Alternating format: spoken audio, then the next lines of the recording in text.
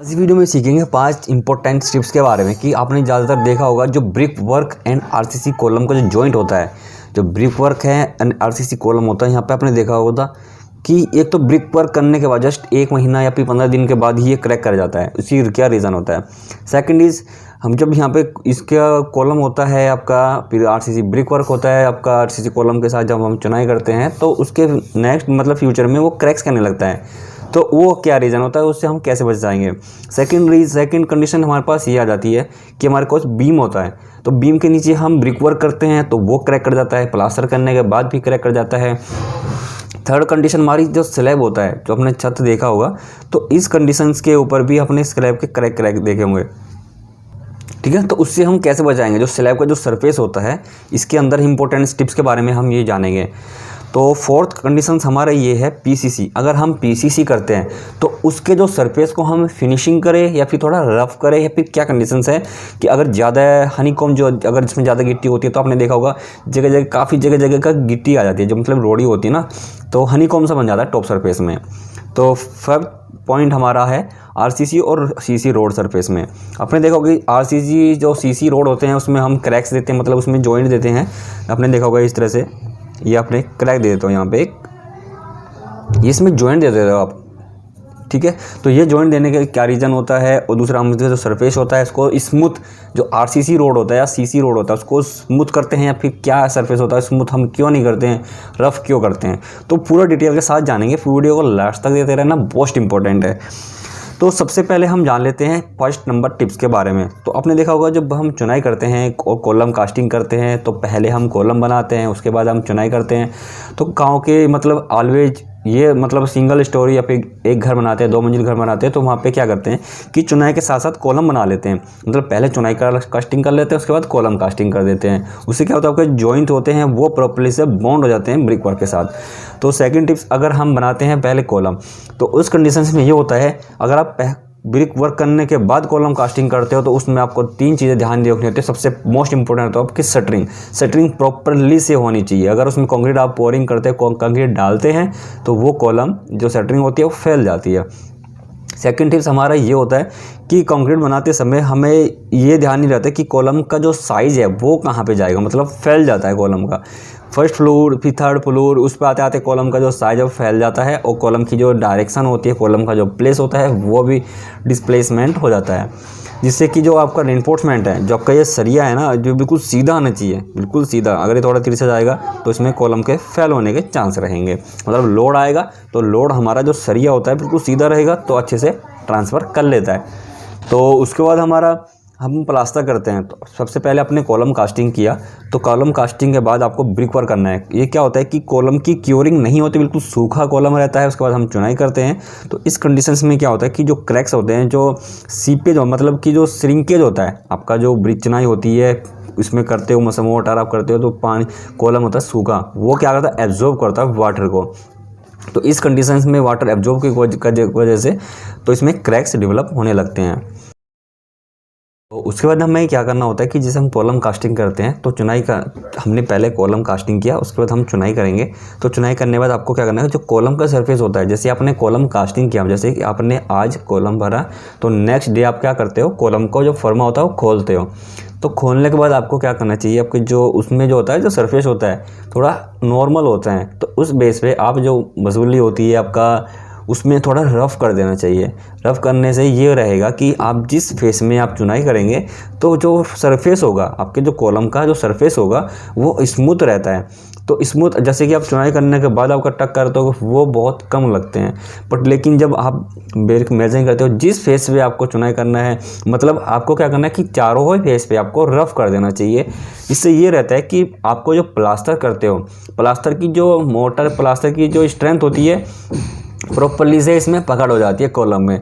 Second ये हमारा जब जिसमें चुनाई करते हो आप कॉलम में, तो वो जो उसमें आप रफ करते हो कॉलम को, और इसका जो बीच का जो मोटर होता है प्रॉपर्ली से इसको पकड़ लेता है। और कॉलम को क्यूरिंग पानी अच्छे से डाले, उसके बाद आपको सीमेंट सैलरी पेस्ट होता है, वो कॉलम के फेस में लगाए, उसके बाद ही आपको चुनाई में कर देना चाहिए। और ये गैप बिल्कुल भी ना रहे, इसमें अच्छे से प्रॉपर्ली से जो मोटर होता है आपका इसको आप मसाला बोलते हो, प्रॉपर्ली लगा रहे, ना कि इसमें आपको जो चुनाई होती है वो इसमें चिपकाए।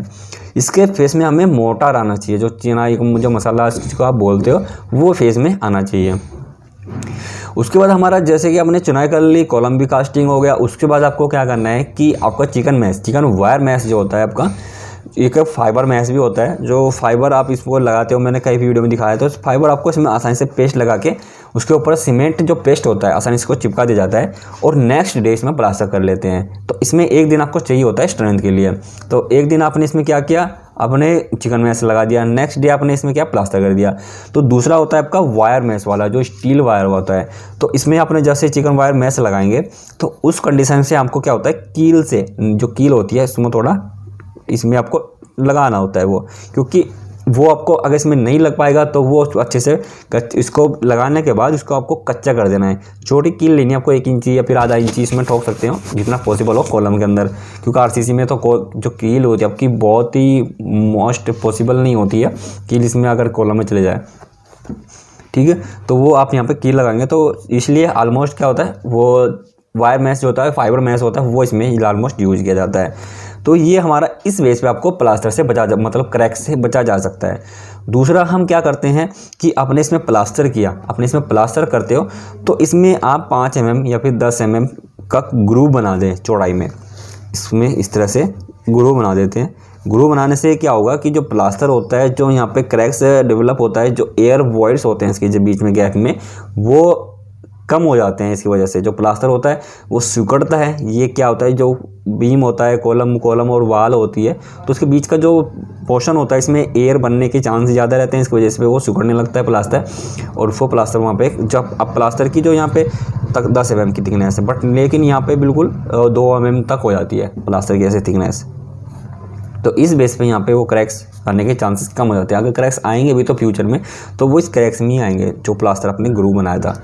तो हमारे पास कई टॉपिक्स थे जो मैंने आपसे में शेयर किए। सेकंड इज हमारा बीम होता है। तो बीम में आप क्या करते हो, पहले आप बीम डालते हो, मतलब कॉलम और बीम प्रोवाइड करते हो, उसके बाद आप चुनाई करते हो। तो इस कंडीशंस में क्या होता है कि जो ब्रिक मेजरिंग करते जाते हो यहाँ पे फिर भी एक गैप मेंटेन हो जाता है, प्रॉपरली एक गैप मेंटेन हो जाता है, जिसके फ्यूचर में वो गैप खुलने लगता है। मतलब ये जो लोड होता है ब्रिक वर्क का वो सेटलमेंट होने लगता है, क्योंकि आप ताज़ा क्योरिंग करते हो। इसी बेस पे आपको उसका मिनिमम हाइट रखनी चाहिए पहले 1 से 1.5 मीटर। अगर 9 इंची की वाल है तो 1.5 मीटर ले सकते हैं आप 1 डे में। अगर आप 4 इंची की वाल है तो 1 मीटर की हाइट तक उसको उठाना चाहिए। तो इस बेस पे क्या होता है कि जब आप बीम बाद में कास्टिंग कर, मतलब पहले कास्टिंग करते हो उसके बाद वाल करते हो, तो यहाँ पे गैप बना रहता है। कितना भी आप मोटर अच्छे से फिक्स कर लो उसके बाद भी गैप बना रहता है, या फिर मिस्त्री भी ऐसा कर देते हैं, गैप बना देते हैं। उसके बाद आप प्लास्टर करते हो, तो प्लास्टर करने के बाद इसमें वो क्रैक्स आने लगते हैं। तो सबसे बेस्ट तरीका ये रहता है कि पहले आप ब्रिक मेजरिंग करें, उसके बाद ही आप बीम प्रोवाइड करें। बीम बाद में प्रोवाइड करने से ये बेस्ट रहता है कि जो इसका ब्रिक वर्क और बीम का जो गैप रहता है प्रॉपर्ली से मेंटेन हो जाता है और इसमें कोई गैप नहीं रहता है। सेकेंड इज अगर आप बीम बनाते हो, उसके बाद आपको ब्रिक वर्क करते हो, उसके बाद आप प्लास्टर जब आप यहाँ पे करते हो, तो यहाँ पे आपको भी चिकन मैश, अगर ये आप 9 इंची की बीम है तो ये भी 9 इंची की बीम हो गया। अगर 9 इंची बीम है तो 4 इंची की वाल है, तो यहाँ पे टक बनेगा इस तरह से ये टक बनता है। ये आपकी 9 इंची की बीम हो गया और ये आपकी 4.5 इंची की वाल हो गई। अगर आप 9 इंची की बीम है, पूरी 9 इंची की बीम है और 9 इंची की वाल है, तो यहाँ पे आपको जैसे ही आपने कॉलम में किया था, कॉलम के फेस में किया था, ऐसे ही आपको यहाँ पे चिकन मैश आपको लगाना है। उसके बाद इसको कच्चा कर देना है। नेक्स्ट डे अगले दिन आपको इसमें प्लास्टर करना है। और क्यूरिंग का अच्छे से ध्यान रखें, अगर क्यूरिंग अच्छी नहीं होगी तो प्लास्टर में भी क्रैक्स हो जाते हैं। तो दूसरा मैं आपको टिप्स बता देता हूँ। जो आप ब्रिक वर्क करते हो, चुनाई करते हो, तो उसमें जो आपके जो जॉइंट होते हैं, ये वाले जो जॉइंट होते हैं, उसको चुनाई के साथ साथ भरते रहें, या फिर चुनाई करने के तुरंत बाद भर देना चाहिए। उसके बाद इसमें थोड़ा ग्रूव बना देना चाहिए, टक बना देना चाहिए। इससे क्या होता है कि जो इसमें गैप रहता है, इसमें जो गैप रहता है, जो एयर वॉइड्स होने के चांस, मतलब जो खाली जगह रहेगा, तो इसमें प्लास्टर करोगे तो काफ़ी लोग क्या करते हैं कि इसमें जॉइंट हमने भर दिए, बट लेकिन काफ़ी लोग क्या जॉइंट नहीं भरते, वो कहते हैं कि इसमें प्लास्टर की जो पकड़ कैसे बनेगी। तो वो उनका गलत है कि जो चुनाई होती है इतना रफ सरफेस होता है, उसके बाद ग्रूव आप जॉइंट भरते हो, यहाँ पे भी थोड़ा ग्रूव को किसी वायर ब्रश की सहायता इसको रफ कर दे, मतलब सरफेस को बराबर कर दे, ये जॉइंट आपके सारे भर जाते हैं। उसके बाद ही आप इसमें प्लास्टर कीजिए। इससे आपका बेनिफिट रहता है कि फ्यूचर में ये प्लास्टर क्रैक नहीं करता है। ये आपका ग्रूव का समझ में, यहाँ पे भी आप ग्रूव बना सकते हैं। अगर इस तरह का टक बनता है, अगर आप इस तरह का टक बनता है तो यहाँ पे ग्रूव बना दे इस तरह का प्लास्टर में, ऐसे अंदर की तरफ में ग्रूव बना दे सकते हैं। और दूसरा टिप्स आपका ये है कि आप जब भी आप पीओपी करवाएं, सीलिंग में पीओपी करवाएं या फिर आप प्लास्टर करवाएं सीलिंग में, तो साइड में ऐसे टेपर करवा दें, साइड में इस तरह का ग्रूव का तो डिजाइन बनवा दे, ऐसे जैसे पीओपी में डिजाइन करवाते हैं ऐसे आप प्लास्टर में डिजाइन करवा सकते हो। तो सबसे बेस्ट ये आता है कि ये वाला जो पोर्शन है इसमें कोई भी प्रॉपर्ली से गैप नहीं रहना चाहिए। अगर चुनाई करने के बाद साथ साथ इसमें प्रॉपर्ली जो गैप रहता है वो मसाले से भर देना चाहिए। थर्ड पॉइंट हमारे पास आ जाता है स्लैब सरफेस का। जब भी आप स्लैब कास्टिंग करते हो, छत आपने बनाई, छत कास्टिंग करी, तो उसमें काफ़ी लोग क्या करते थे, बिल्कुल फिनिशिंग कर देते हैं, टॉप सरफेस फिनिशिंग हो जाता है। वो तो होता ही है फिनिशिंग सरफेस, जब भी आप गुटका या फंटी चलाओगे टॉप सरफेस पे छत ढलाई करने के बाद वो फिनिशिंग सरफेस हो ही जाता है। तो आपको क्या करना है कि जब भी आपकी जो स्लैब कास्टिंग होती है, मतलब अच्छे से सेट हो जाती है, आपको उसी टाइम करना है। जैसे कि आपने जिस दिन आपने स्लैब कास्टिंग करनी है, जिस दिन आपने छत की ढलाई करनी है, उसी दिन आपको जब अच्छे से जब सेट हो जाएगी 2 या 3 घंटे के बाद, आपको इसमें वायर ब्रश लगा देना चाहिए। वायर ब्रश से आपको स्लैब के जो सरफेस है वो भी आपको रफ कर देना चाहिए। उससे ये बेस्ट बेनिफिट रहता है कि जब भी आप इसमें ब्रिक वर्क करते हो उसका जो बॉन्ड स्ट्रेंथ होता है वो अच्छी हो जाती है। दूसरा आपका जब इसमें प्लास्टर करते हो, उसमें टाइल लगाते हो छत के ऊपर, तो उसमें सिंपल क्या करते हो, आप मोर्टार बिछाते हो, उसके बाद टाइल लगा देते हो, या फिर मोर्टार लगाते हो या पत्थर जो भी आपको फ्लोरिंग करवानी है। तो इस बेस पे सबसे बेस्ट ये रहता है कि रफ सरफेस होने से जो इसमें मोर्टार रहता है, जो मोर्टार जो आपने बाजार क्या बोलते हैं इसको, मसाला बोलते हो, मसाला लगाने के बाद इसमें टाइल लगाते हैं प्रॉपर्ली से, जो बॉन्ड स्ट्रेंथ होती है प्रॉपर्ली से छत में पकड़ बन जाती है। फ्यूचर में वो खाल आपने देखा होगा काफ़ी फिनिशिंग सरफेस होने की वजह से उसकी जो मसाला होता है उसकी पकड़ छत में नहीं बनती है ये माल। तो फ्यूचर में जब भी आप इसमें टाइल में या कोई सी टाइल पर जाओगे या कोई पत्थर पर जाओगे या फ्रेश, अगर फ्लोर फ्रेश पे जाओगे तो कभी कभी ये जगह छोड़ देता है क्योंकि पकड़ नहीं बनती है, और यहाँ पे हीटिंग की वजह से ये जगह छोड़ देता है, ये मसाला ऊपर आता है और खाली बोलने लगता है। जैसे प्लास्टर आपने देखा होगा, जैसे टाइल कहीं पे मसाला प्रॉपर्ली से लगता नहीं है, तो जहाँ पे आपके जो टाइल पे मसाला नहीं लगेगा तो वो टाइल खाली बोलने लगी, तो ये कंडीशन यहाँ पे आ जाती है। तो इस वजह से हमें रफ सरफेस वायर ब्रश की सहायता से इसको रफ कर देना चाहिए। उसके बाद हमारा फोर्थ पॉइंट हमारा पीसीसी सरफेस। जो आपका पीसीसी आप कास्टिंग करते हो, ग्राउंड फ्लोर पीसीसी पे आप घर बनाने में या फिर अपना कॉलम की फुटिंग करने में, तो वहाँ पे आप पीसीसी करते हो, तो पीसीसी का सरफेस जिसमें प्रॉपर्ली से मिक्सिंग होनी चाहिए। जिससे क्या होगा, जो भी मिट्टी में जो नमी होती है, जो आपकी सॉयल होता है, मिट्टी होती है या फिर आउटर सरफेस है या फिर कोई बारिश की वजह से यहाँ पे क्या करता है, मिट्टी होती है जो सीपेज करता है, सीपेज की वजह से पानी यहाँ पे अंदर सीपेज करता है, मतलब पानी अच्छे से नमी रहती है मिट्टी में। तो वो मिट्टी की नमी क्या होती है, पानी के इसमें फुटिंग में जाती है। अगर पीसीसी आपकी गंजी रहती है, मतलब खाली रहती है, कहीं से खाली रहती है और यहाँ पे कंक्रीट जगह जगह रह गई, तो वहाँ से वो एब्जॉर्ब करेगा पानी, तो वहाँ पे नमी ऊपर आएगी जो आपकी फुटिंग को ख़राब कर देता है। जो फुटिंग में नमी आने से वो सीपेज कर देता है, जिसकी आपने देखा होगा जितनी भी सीपेज पानी का मतलब आपकी फुटिंग में आएगी उतना ही वो उसको डैमेज करती रहती है। तो इसी बेस पर जब भी आप पीसीसी करते हो तो पीसीसी करने से कोशिश करनी चाहिए कि यहाँ पे पहले आप ब्रिक ब्लास्ट या फिर स्टोन ब्लास्ट डाल दें फ्लोरिंग में, अगर आप घर में बना रहे हैं। अगर आप कॉलम की फुटिंग बना रहे हो तो डायरेक्ट वहाँ पे मिट्टी का प्रॉपर्ली से कंपैक्शन करें, कंपैक्शन करने के बाद वहाँ पे सैंड फिलिंग करें, जो रेत होता है। तो रेत फिलिंग करने से वो काफ़ी जो एब्जॉर्ब होता है, वो फाइन सैंड होता है वो एब्जॉर्ब कर लेता है, और उसके बाद जो प्रॉपर्ली से जो आप फुटिंग इसके ऊपर कंपैक्शन, जो सैंड होता है, रेत होता है, प्रॉपर्ली से कंपैक्शन हो जाता है। उसके बाद आप पीसीसी करें, तो पीसीसी का सरफेस आपने देखा होगा, जो पीसीसी का सरफेस होता है उसको आप रफ कर दें बाद में, पहले अच्छे से कंपैक्शन, मतलब अच्छे से कंपैक्शन करें, और इसमें आप फ्लैट वाइब्रेटर का ऑलमोस्ट यूज करें, बहुत अच्छा रहता है।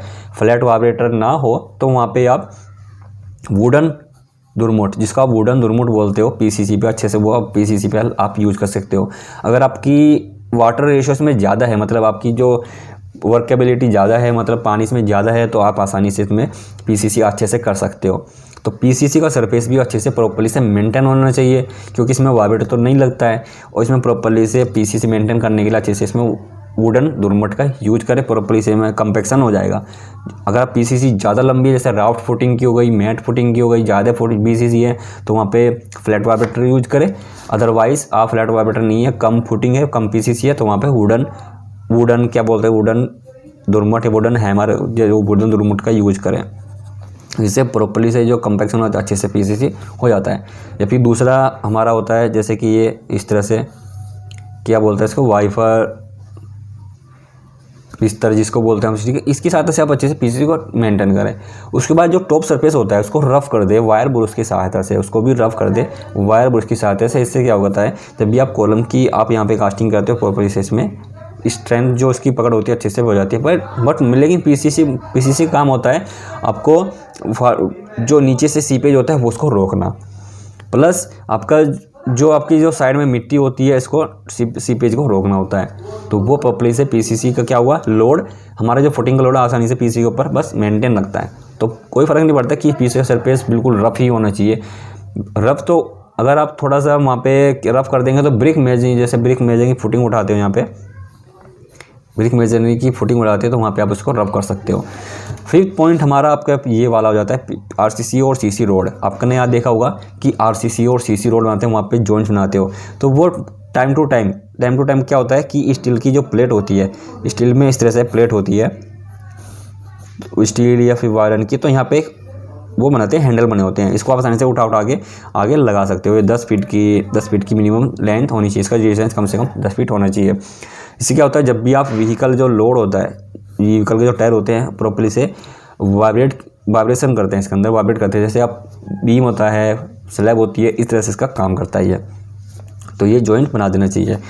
और सेकंड इज हमारा इसका जो सरफेस होता है, अपने सीसी आरसीसी बनाया तो इसका जो सरफेस होता है स्मूथ नहीं रखना चाहिए, क्योंकि फ्यूचर में ये स्मूथ है तो और ज़्यादा स्मूथ होने लगता है और इसमें स्लिप होने के चांसेस ज़्यादा रहते हैं। कोई भी व्हीकल स्लिप कर सकता है, पानी जैसे कि बारिश के मौसम में और चिकना हो जाता है सरफेस, तो व्हीकल्स की वजह से स्लिप कर सकता है, व्हीकल जो आपका गाड़ी होती है वो भी स्लिप कर सकती है।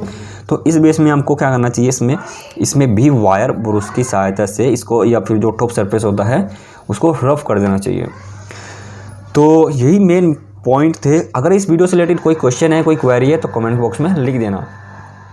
Thank you.